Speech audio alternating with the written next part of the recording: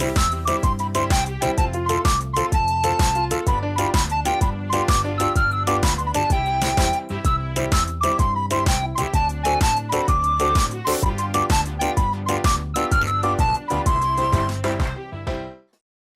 бинандагони гироми, манзури шумост барномаи интеллектуали донояк аз телевизиони Баҳористон. Бояд гуфт ки барномаи имрӯзаи мо ғайри навбатӣ аст, аниқтараш аз дигар барномаҳо ба куллӣ фарқ мекунад. зеро барномаи имрӯзаи мо ба рӯзи қувваҳои мусаллаҳи ҷумҳурии Тоҷикистон бахшида шудааст ва табиист ки саволҳои имрӯза саволҳои фанӣ набуданд, доир ба ин ид ба иштирокчиён пешниҳод мегарданд. Иштирокчиёни барномаи имрӯзаи мо 4 нафар дустурякони зираку кунҷкоб ва ҳозирҷавоб аз буғчаи рақами 12 шаҳри Душанбе мебошанд. Хуб, ин лаҳза биёед бо онҳо шинос мешавем ва шеърҳои онҳоро дар васфи артиши миллии ҷумҳурии Тоҷикистон гӯш мекунем. Салом бачаҳо. Салом. хуб, ба барнома хуш омадед. Мебинам ҳамаи шумо либосҳои хеле зебою афсаронаро ба бар намудед ва биёед аз як сар бо шумо шинос мешавем. Судайст 6 сола. тамошои филмҳои фантастикиро дӯст медорад. Мехоҳад дар оянда сарҳадбон шавад. Мустафо, ӯ низ 6 сол дорад. Мустафо писараки ниҳоят ҷиддӣ аст. Дар оянда сиёсатмадор шудан мехоҳад. Амирҷон 6 сола. бозиҳои варзиширо дӯст медорад. дар давидан доим ҷои якумро ишғол мекунад. Мехоҳад дар оянда корманди милитсия шавад. Анас ҳам 6 сол дорад. писараки ниҳоят кунҷкоб аст ва савол доданро дӯст медорад. Анас мехоҳад дар оянда муфаттиш шавад.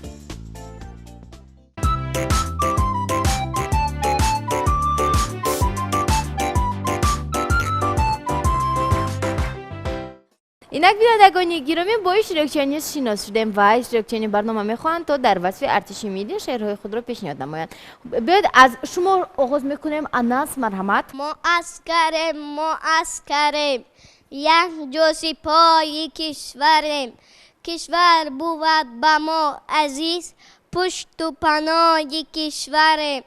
эй модарони ғамгусор, бошед аз ғам дар канор. мо солиму ҳамбардамем, ҳастем дар хоки ин диёр. аҳсан ба шумо.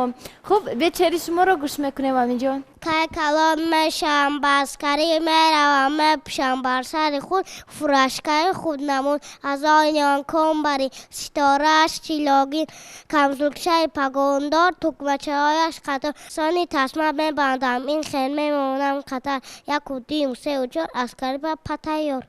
аскари тапа тайёр. аҳсан ба шумо. хуб, биёед шеъри шуморо гӯш мекунем. вақте калон мешавам, ба аскарӣ меравам, мепӯшам ба сари худ, ман кулои хушнамуд. ман калон мешавам, қаҳрамон мешавам, бар диёри худам посбон мешавам. ҷисми ман, ҷони ман, тоҷикистони ман, гулбарин дар чам аст, бишкуфад бахти ман. доимо дар дилам маҳкам аст ин сухан, ҷисми ман, ҷони ман, тоҷикистони ман. беҳтарин аст. хуб, бинандагони гиромӣ, инҷо бо иштирокчиён шинос шудем, шеърҳои онҳоро гӯш кардем ва фурсати он расидааст ки саволҳои барномаро оғоз намоем. бинандагони гиромӣ, чун барномаи имрӯзаи мо ба ҷашни артиши миллӣ бахшида шудааст ва саволҳо низ дар ин боранд, мо аз мураббияҳои кӯдакистони рақами 12 шаҳри Душанбе хоҳиш намудем то ба кӯдакон дар ин бора маълумот диҳанд ва то ин ки иштирокчиён ба саволҳои мо тавонанд ҷавобҳои дурустро пешниҳод намоянд. хуб, ин лаҳза мебинем ки мураббияҳо то чӣ андоза бо тарбиятгирандаҳо кор карданд. хуб, саволи аввалинро мехонам, бо диққат бошед. қувваҳои мусаллаҳро чӣ меноманд? марҳамат, Анас, аввалин шуда даст бардоштед. қувваҳои мусаллаҳро артиш меноманд. офарин, яъне ба ҷавоби худ боварӣ доред? бале. шояд ягон чизи дигар номанд? Не. 20 феврал гӯянд охир. не. хуб, бинандагони гиромӣ, воқеан ҳам Анас саволи ҷавоби дурустро барои мо пешниҳод намояд. хуб, саволи навбатиро мехонам ва бояд гуфт ки барномаи имрӯзаи мо аз 3 шарт иборат аст ва ҳар шарт ба 4 савол ба иштирокчиён пешниҳод карда мешавад.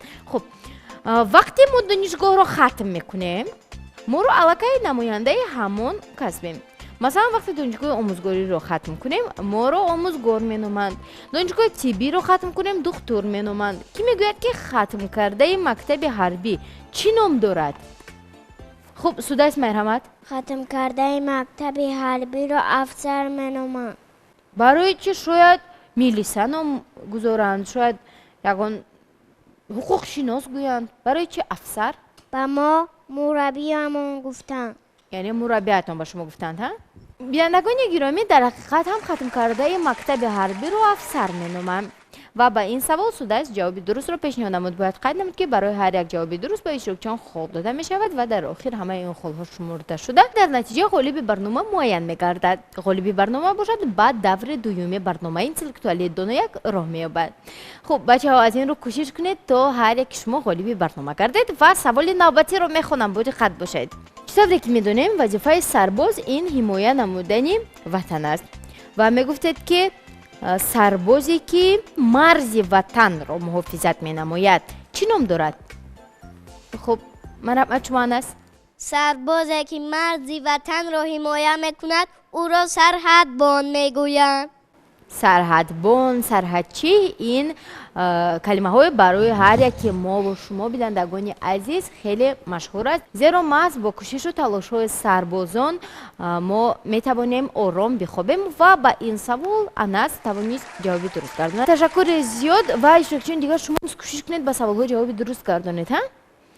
خب سوال چهارم رو میخونم. بچه ها چطوری که میدونیم در هر کشور هنگام تجلیل عیدهای دولتی هر گونه چرابین‌های عیدانه گذرانیده میشوند. مثلا هنگام جشن گرفتن جشن روز استقلالیت، روز کنستیتوسیا و غیره ها در کشورمان چرابینی‌های زیادی گذرانیده میشوند و در این چرابینی‌ها قوه‌های مسلح نیز اشتراک فعال دارند. گذشت تنتنوی قشون‌ها که بخشیده به این یا آن سنه تاریخی برپا می‌گردد چی نام دارد؟ گذشت قوه‌های مسلح را پرد حربی مینامند. یعنی گذشت تنتنوی قوه‌های مسلح را پرد حربی مینامند. همینطور آفرین. بینندگان گرامی فکر میکنم که شرح دادن هم لازم نیست، زیرا اشتراکچی برنامه ما توانست با پرگی با این سوال جواب درست گرداند. انیخترش گذشت تنتنوی قوه‌های مسلح جمهوری تاجیکستان را در این یا آن گونه جشن‌های دولتی پرد حربی مینامند و با این سوال امیر جان توانست جواب درست گرداند. آفرین امیر جان و اشتراکچیان دیگر شما نیز فعال بودن را فراموش نسازید. و اینجا بینندگان گرامی سوال‌های شرط اول برنامه به انجام رسیدند و میگذاریم با شرط دومی برنامه. اینک شرط اولی برنامه به آخر رسید. نتیجه آن چنین است: سودایس و مصطفی به یک سوال و انس به 2 سوال جوابی درست گرداند. بچه‌ها چطوری که میدونیم بعضی کسب و کارهای هستند که برای اجرای آن یعنی هنگام اجرای این کسب نمایندگان باید در سرشان کلاه داشته باشند. مثلا آشپزان، دکتران، اینچنین آتش‌خاموش‌کن‌ها نیز در سر کلاه دارند و هنگام ادای وظیفه‌شان در سرشان با کلاه مخصوص وظیفه‌شان را اجرا می‌کنند و نماینده‌های قوه‌های مسلح نیز کلاه مخصوص در سر می‌پوشند و سوال‌های شرط دومی برنامه نیز دایر به کلاه آنها میباشد و سوال‌ها را می‌خوانند. کلاهی که جنگاور در وقت زد و خورد برای محافظت سر خود می‌پوشد چی نامیده می‌شود؟ خب مرحمت انس اولش را دست برداشتید. در وقت زد و خورد که به سر خود سرباز میپوشد نام این کاسکه میباشد. یعنی کلاهی که سرباز هنگام زد و خورد در سرش میپوشد کاسکه نام دارد ها؟ شما باوری دارید؟ بله. خب شما را تبریک میگویم، جواب شما کاملا درست است. کلاه شما به نوبت گرفته میشوند. خب سوال نوبتی رو میخونم، با دقت باشید. کلاهی که برای افسران پیش بینی شده است چی نام دارد؟ مرحمت شما. کلاهی که برای افسران پیش بینی شده است فرش کم باشد. احسن به شما. خوب بینندگان گرامی با سوال نوبتی امیر جان توانید جواب درست را گرداند. خاطرتان می‌شویم که جواب‌های همه اشتراکچیان به نوبت گرفته می‌شوند و در آخر غالب معین می‌گردد. خب سوال نوبتی رو می‌خونم. کلاه دسنت رو چی می‌نامند؟ کلاه دسنت رو برد می‌نامند. برد می‌نامند. آفرین و با این سوال رو شرح دادن هم لازم نیست بینندگان گرامی، زیرا جواب درست بیرت است و با این سوال مصطفی توانست جواب درست را پیشنهاد نماید. آفرین مصطفی. و سوال چهارم را میخونم. تانکیست ها نیز کلاه مخصوص دارند، ها؟ در سرشان کلاه مخصوص میپوشند. کی میگوید که نام این کلاه چیست؟ سودایس مرحمت. نام این کلاه تانکیستا شلم میباشد. آفرین. شما از کجا میدونید سودایس؟ با من مربیانم گفتن. یعنی مربیاتون با شما گفتند که کلاه تانکیستا شلم است، ها؟ احسن با شما. واقعا بینندگان گرامی، کلاهی که تانکیست ها به سر می نمایند این شلم نام دارد و آنها را از هر گونه تیر و تفنگ محافظت می نماید و با این سوال سودایس توانست جواب درست را پیشنهاد نماید. اصلا با شما سودایس. در همین جا سوال های شرط دومی برنامه اینتלקتوال دانو یک نیز به انجام می رسد. چطوری که می بینید اشتراکچیان برنامه امروزه ما که تربیت گیرندگان کودکستان رقم 12 نویه اسماعیل سامانی شهر دوشنبه هستند با سوال ها آمادگی جدی دیدند و درباره ارتش ملی معلوماتی خیلی مکمل دارند و سوال‌های شرط سوم برنامه آغاز می‌یابند. ما را همراه باشید. در شرط دومی برنامه بچه‌ها خیلی فعال بودند و هر یکی می‌خواست اولین شده به سوال جوابی درست گرداند. در نتیجه همه اشتراکچیان ما توانستند یک خالی را صاحب شوند. قسم حربی که در داخل شهر جای گرفته است چی نام دارد؟ انس مرحمت اولینش را دست برداشتید. قسمی حربی که در داخل شهر جایگیر است نام این گارنیزون می باشد. شما از کجا میدونید؟ با من پدرم گفت. یعنی پدرتون با شما گفتند، ها؟ آفرین. انس جواب شما کاملا درست است. پدرکان و خواهرکان عزیز، شما نیز در خاطر دارید که آن قسم حربی که در داخل شهر جایگیر شده است گارنیزون نام دارد. فراموش نکنید. در فیلم های تصویری هم تماشا میکنیم که در هر یک، مثلا در کشتی، در طیاره، در همه جا سرفرمانده هست، ها؟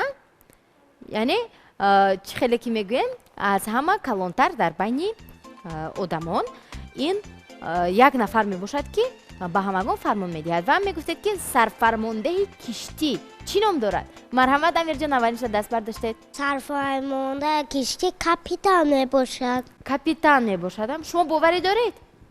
بله. بینندگان گرامی، در حقیقت هم سرفرمانده کشتی را کاپیتان مینامند و با این سوال امیر جان جواب درست را پیشنهاد نمودند. آفرین امیر جان. سوال نوبتی را میخوانم، با دقت باشید. ماشین وزین جنگی که همه از 4 حرف عبارت است چی نام دارد؟ این ماشین عیبی تانک نام دارد. آفرین.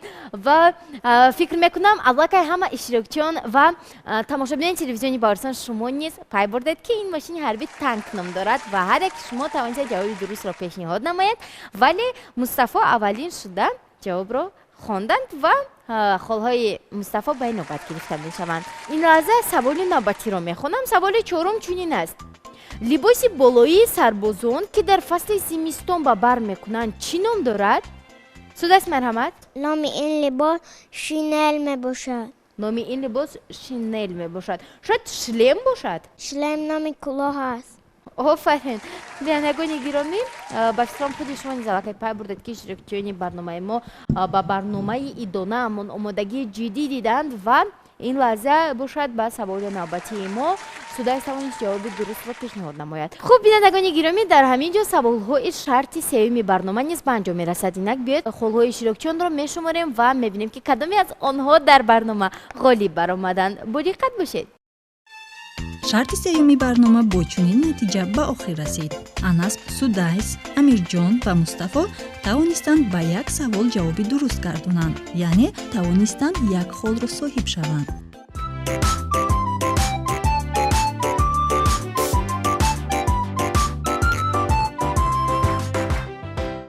اشتراکچیان، هر یک شما در دوام برنامه فعال بودید. هر یک شما توانستید تا با تماشاچیان تلویزیونی باورستان و اینچنین با من نیز معلومات‌های خوب و ضروری را پیشنهاد نمایید، ولی این آزمون است و در آزمون باید حتما یک نفر خالی براید.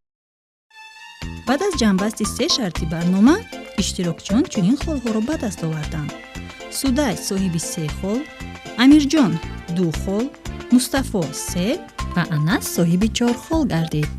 яъне аз ин бар меояд ки ғолиби барномаи имрӯзаи мо Анас гардид.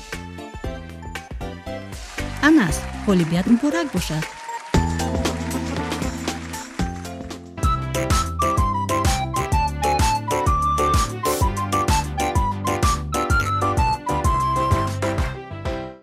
Анас, офарин ба шумо. Шумо ғолиби барнома шумурда мешавед. Кани як қарсак барои Анас мезанем. ташаккур.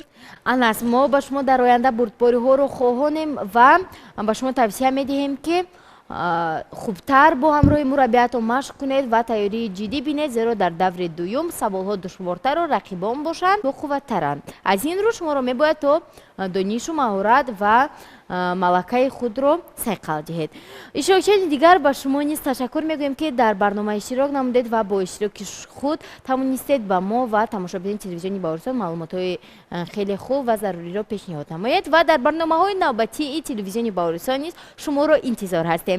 ва чун ин барномаи идона аст ва ба ҷашни артиши миллии ҷумҳурии Тоҷикистон бахшида шудааст, чун шумо низ дар оянда муҳофизатгарони кишварамон мешавед, мехоҳем то шуморо низ бо ин ид табрику муборакбод гӯем ва дар оянда ба шумо бурдбориҳоро хоҳон ҳастем. Инчунин бо ин барномаи мо ба анҷом намерасад. Мо ба шумо тӯҳфаҳои махсусро омода намудаем. Ва бачаҳои азиз, ана ин тӯҳфаҳо ба шумо. Хуб, Судайс, ин ба шумо. Мустафо ба шумо. Ана ин тӯҳфаи Амирҷон мебошад ва тӯҳфаи навбатӣ ба ғолиби барномаамон, яъне Анас супорида мешавад. Анас, марҳамат. Анас, шумо чӣ гуфтанӣ доред? ман хеле шудам дар ин барнома ғолиб омадам. ман маълумотҳои зиёдро пайдо кардам. кӯшиш мекунам ки дар оянда бештар хонам. мехоҳам барои афсарон як шеър хонам. саф мекашем саф бо як садое, дар партави нур субҳи сафое. артиши миллӣ. Ташаккури зиёд, Анас. додаракони азиз, падарони меҳрубон ва бинандагони гиромӣ, ҳар яке шуморо низ аз фурсати муносиб истифода намуда мо бо иштирокчиёни барномаи Донояк аз самими қалб бо ҷашни артиши миллӣ табрику муборакбод мегӯем ва бигзор ҳамеша шумо позбони ватан бошеду мо бошем дар сулҳу амонӣ зиндагӣ кунем. хоҳаракони азиз, шумо низ хондану навиштанро фаромӯш накарда бо иштирокчиёни барномаи Донояк шавед. То дидори навбатӣ дар барномаи интеллектуалии Донояк. Хайр!